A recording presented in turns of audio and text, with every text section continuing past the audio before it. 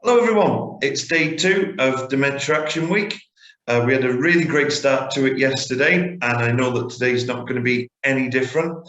I bring you 2 very special guests today, double the trouble, and I'm sure double the brilliant answers. I'm joined today with Rosemarie and Pat Williams, and they're going to talk to us a little bit about their story with dementia. But for those of you who missed yesterday's video, the purpose of this series is asking 5 different individuals, or now 6 with these 2 lovely ladies, the same 3 questions to show that if you've met one person living with dementia, you've only met one person living with dementia. And the way I'm hoping to show this is by showing how different everyone's answers are during these interviews. So without further ado, thanks very much for joining us today, ladies. And the first question is, tell us a bit about yourselves. What's your involvement and your story with dementia? We came from the church, really, from St Anne's Church in Kaya Park. They were looking for somebody to represent the voice of people with dementia. So Pat has always worked in the community, and I have done quite a bit in the community. And we thought we'd go along to the meeting where they were trying to enable parishes to become more dementia friendly. And so Pat thought she was going along to make a cup of tea and help people. When they were asking for volunteers, I thought it was to befriend somebody with Alzheimer's, take them out for a cup of coffee in the afternoon. That's what I thought. Got quite a shock when we got there. They told us she had to do a project. But what we thought, we'd ask people themselves. So we asked people in the parish in St Anne's what they thought would be helpful. But we thought we don't want to restrict it to the church. We want the wider community involvement. So we invited another group of people to come along and to learn more about what the needs were for people who are caring for people with dementia, for people themselves. And so we had great ideas coming forward. And one thing that was, like Pat said, was really lacking was a simple guide. There's loads of information out there, but it's not all put together. So we got a group of people together to ask them. We did some research on what is it you'd want in a guide. People told us those answers, and we came up with the title Memories, which is very apt. And we met some really interesting people along the way, didn't we? And the people informed us. And on the 20th, we're actually launching Memories. We're having this simple local guide. And you're right, Luke. We realise that dementia doesn't define people. People are all individuals, and people experience what they experience in very many and very different ways. So by involving people and and agreeing that dementia doesn't define anybody, that there's still some joy to be had in your life, that's our first stopping point is this launch of Memories, the leaflet that will go in Wrexham. That's from how does somebody know that they've got dementia, or to accessing an assessment, and then accessing different services that might be of help to the person who's got dementia, and also to the carer, specifically as well for the carer, because they're under an enormous amount of pressure looking after somebody with dementia. It's time consuming, and it really is exhausting, especially if they don't get any respite care as well. And that came up a lot in services from Wrexham County Borough Council, was respite care. They just don't get it. Yeah, and people do.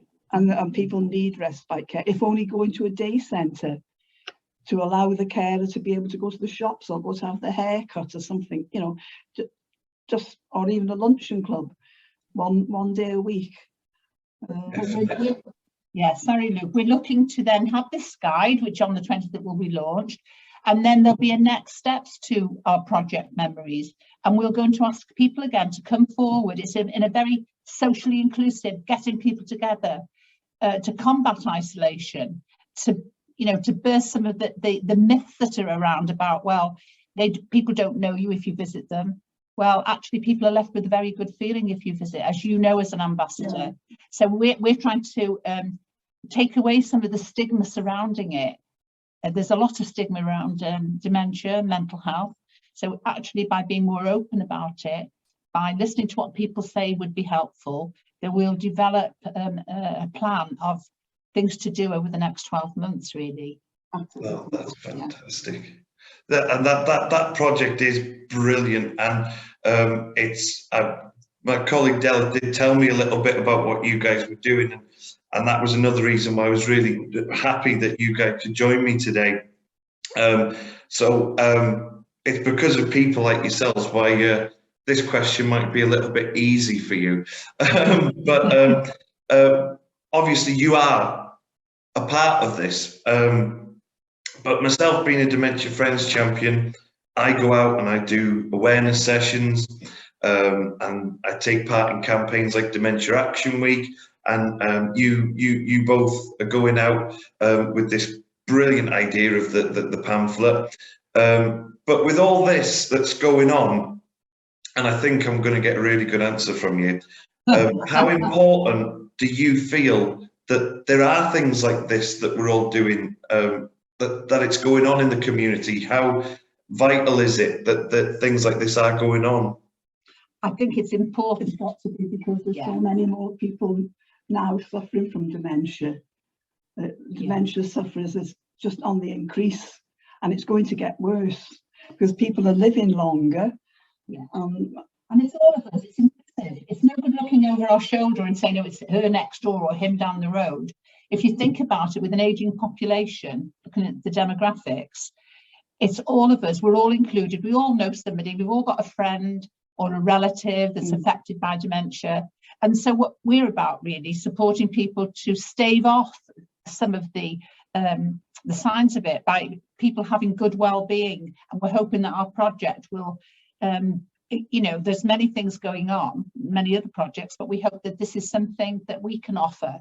And hopefully other people will join the bandwagon, if you like. We've already had the offer of volunteers to come along and do things, as we know that music is uplifting for people. I don't know whether you saw on the television about the choir, the dementia choir. That was fantastic. The Vicky McClure. Yeah, brilliant. So, who knows, we might have a dementia choir in Wrexham. Why not? Yeah, there's no reason why we can't. No. So, there's lots of people who've got lots of talents to share, including people with dementia. Yeah. People, have got lots of talents, and music is only one way through. But there are many other ways to touch people. So we'll learn together. There's lots of learning for all of us. Definitely. Even for an older person with intergenerational schemes, talking to school children about their war experiences, or just even about their life experiences. And they can do that, old people, even if they're suffering from dementia, because they remember things like that. They're passing on their knowledge as well to younger people. Totally, and it that leads on to one of the key messages, that there is more to the person than the dementia, and it's exactly like what you guys said then. That these people could have fought in the war, and it's they have still got a story behind the disease. The disease isn't the person. And I've spoken to one of the carers in the community, and he said very much the same, that the people don't talk to the person. It's like they're talking to the disease, and that's very, very wrong. And it's things like that need stopping. And it's during these sessions that we get people to think about a positive action to do when you come across someone living with dementia, just to make their life a little bit easier. So for the people at home, what would you suggest would be a positive action for the people at home? I think listening. I think, as you've just said, Luke, people seem to not listen to what's going on, so not having that proper interaction, and sometimes talk at people rather than really carefully listening and making sense of what everybody, as you said, has a story to tell. And we can link in with the history of that person. I visited a person recently who was a farmer, Ken, who's had a real rich life with his farming and his family and his community, and has a lot still to give. And we think of people being made up of physical and mental, but there's also that spiritual, that tick inside all of us. And his eyes lit up. He was beaming and relating to people on a very human level. So in listening, we can all do it. It's free. Yeah.